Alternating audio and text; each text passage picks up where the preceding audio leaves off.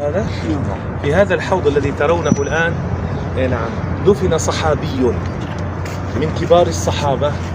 دفن صحابي من كبار الصحابة مقامه في مكة في المهاجرين نعم مقامه في الأنصار في المدينة كمقام أبي بكر في المهاجرين. الله أكبر. تصوروا درجته؟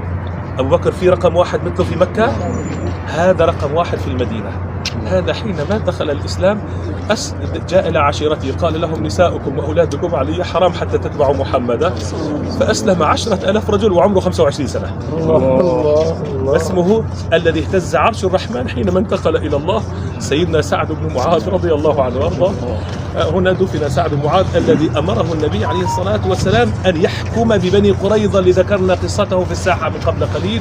قال النبي أين سعد؟ قال يصاب جرحا برجله. قال نادوه، فنودي سيدنا سعد وهو يتهادى بين اثنين والجرح فيه. قال يا سعد احكم فيهم. قال يا رسول الله أحكم فيهم وأنت رسول الله؟ قال إن وحيا نزل علي يأمرني أن تحكم بهم أنت. قال يا رسول الله يقتل رجالهم تسبى ذراريهم تقسم أموالهم. فتغير وجه النبي قال هذا حكمك وحكم الله من فوق 7 سماوات. هذا سيدنا سعد معاذ دفنه النبي بيده عليه الصلاة والسلام بعد أن حكم بهم رضي الله عنه وأرضاه. رجع فانتفخت رجله قال إلهي افجرها واجعل موتي فيها. عند ذلك فخرج عليه الصلاة والسلام ليشهد جنازته ودفنه النبي بيده وواراه التراب لسيدنا سعد بن معاذ رضي الله عنه وارضاه.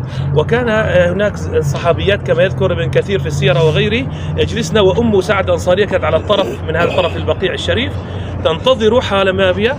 النبي لما دفن سعد انفجر النبي بالدموع نعم. فقال أين أم سعد بعد أن دفنه؟ رأى أم سعد تبكي. قال يا أم سعد ليرقى دمعك وليذهب حزنك فإن ابنك أول من ضحك الله له واهتز له عرش الرحمن. هذا سعد بن معاذ قال عنه أهل السير أبو بكر في المهاجرين وسعد في الأنصار رضي الله عنه وارضاه.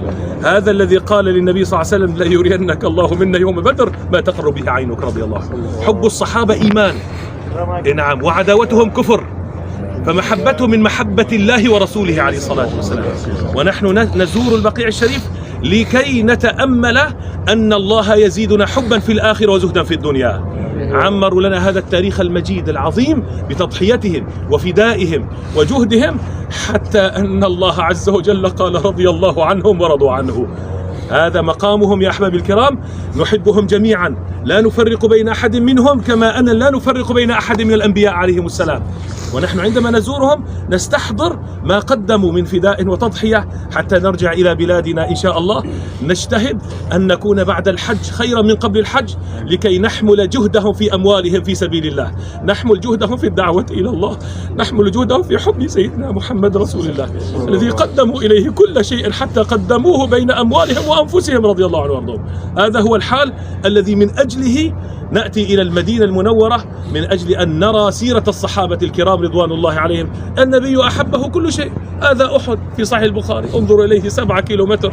هذا أحد يقول عليه الصلاة والسلام عندما رجع النبي من تبوك فظهرت إليه طابة ورأى أحد فقال عليه الصلاة والسلام هذا أحد جبل يحبنا ونحبه صلى الله عليه وسلم.